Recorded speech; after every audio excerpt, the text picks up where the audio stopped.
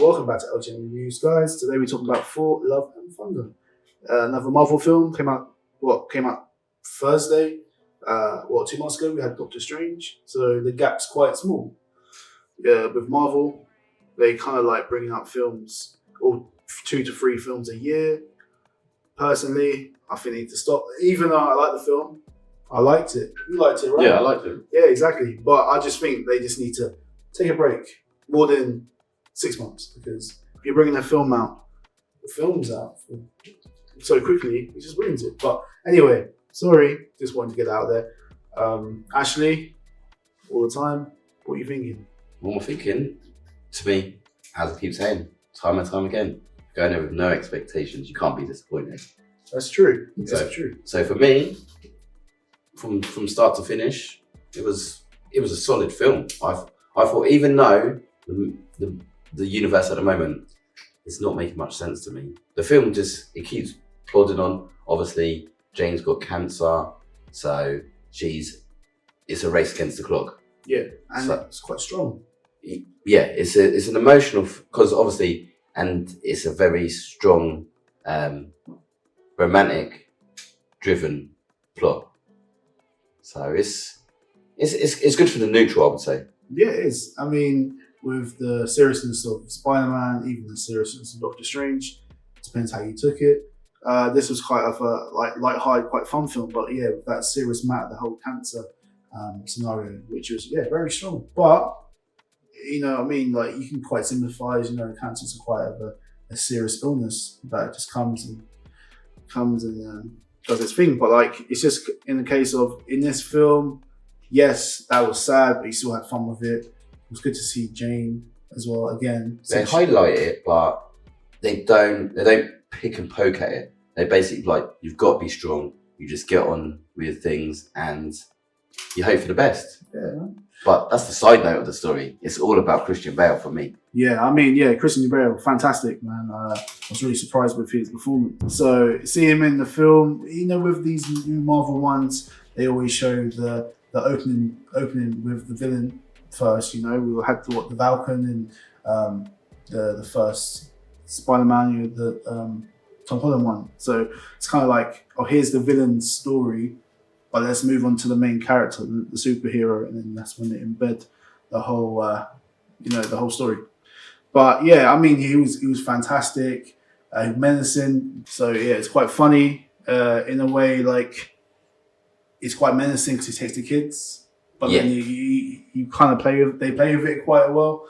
And like, even with the whole, like, the kid, he talks to Thor. What's he say to him? He's like, oh, you know what I mean? We're lost here. Come save us. And he cuts back to them having a conversation, and he's not actually there. It's obviously, Thor is a comedian type of character. For me, you got the one-liners of Korg. He's a funny character. Zeus, obviously, they went down that kind of route, which at the end of the movie, in one of the post credits, is back to Zeus and he's speaking to somebody. Obviously, I've started doing this with a couple of movies now. They keep going backwards and forwards, trying to introduce new characters into the fold. Yeah. Which Zeus, how easily he's killed, but he's not killed. It's a bit strange. Like, he's trying to force the bigger picture, but I'm not sure how that's going to revolve into the future of the movies, because obviously this film's ended again. You will be seeing Thor again, just like Doctor Strange. It's true. And you know what? These are only the characters that had a 4th film, like a standalone film, which is quite impressive, you know? Not even Iron Man had that sort of power. Not many people like Iron Man 3, so I think they just left it. But with like Zeus, played by Russell Crowe, again, it was, an actor that is quite highly respected. You don't really see him much anymore. But like you said, I think they did the same thing with the whole, the villain comes back, or a character comes back, and then they get introduced with another character. They did that with Guardians 2 as well. Yeah. Post credits. But I'm not really happy with that because we haven't seen Guardians 3. Speaking of Guardians in there for 10 minutes. Yeah. Great fun. It's funny because they're all kind of grown up. They're kind of age. Like Chris Pratt, he doesn't look old, but it looks like he has got a couple of years on him now. Yeah, so that Rocket. everyone has evolved. So that's why I'm actually looking forward to the next Guardians. But again, how long is Marvel going to take for these movies? You're kind of complaining about every 3 months. I don't think there's anything planned after this. The what do they call this? The Phase 4. Yeah. There's not really been anything shown. Even like Doctor Strange to one instant didn't give us enough saying what's next, because it just looks Doctor Strange driven. This is Thor driven. Yeah. Ultimately, there's normally a bigger threat. Within a couple of years, we've got Blade, and I'm like, how does Blade fit in all of this? Yeah, how's he fit in this? Yeah, it's true actually. Well, yeah. It's all up, like you said, it's all up and down. This timeline, it's all mad. It's all messed up. But you know what I mean? It's exciting to see, because I think after Endgame, you kind of reached their peak, and I think just need to see what avenue they're going to go down to now. It seemed like they wanted to play whatever they wanted to play with. So. Yeah, it's one that we're really unknown. I'm hoping for, you got San Diego Comic-Con in a couple of weeks. Hopefully they're going to give us. I would like if there was a kind of prequel or a epilogue or some shit, giving us something to go forwards. Like Disney Plus, that's what it's there for. I know we've got Secret War. Obviously, everyone's expecting that. Samuel L. Jackson. Come Christmas, we should know what direction we're going to go in, because I think there's the Secret Wars. Then you got the She-Hulk series. It's good because it brings Bruce Banner into it. So some characters ain't been phased out, but hopefully we should see something building up now. But I think the Secret Wars is before it, because that concluded in it was August the 17th. Yeah. So I think the Miss Marvel's about to end now.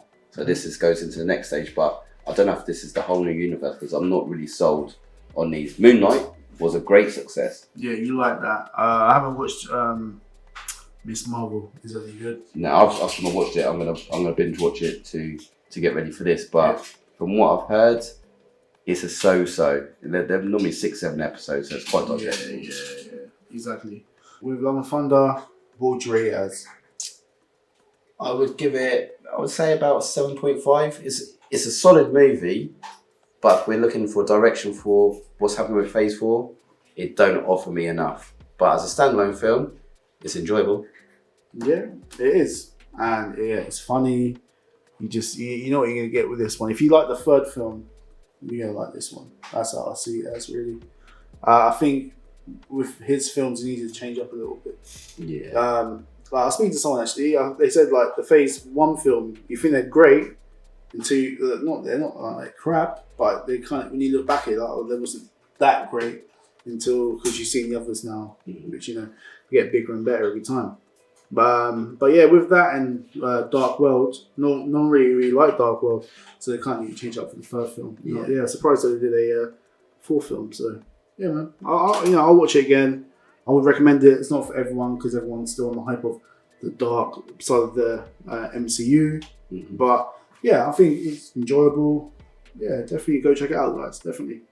It doesn't really move anything along. I mean, there's a sequence at the end where that's going to change his life forever. Thor's life forever, taking on a little girl. Yeah. So he's like a father figure now, which is sweet. But then it kind of went over my head because the film was so much fun. They went for a serious note, but obviously because Christian Bale is the villain, by the end of the movie, your heart kind of bleeds. Your heart kind of bleeds for him throughout, because obviously he's just a devoted father that loses his daughter, and he wants the gods to pay, because as we see, they said the gods don't do nothing for you, which touched on another subject.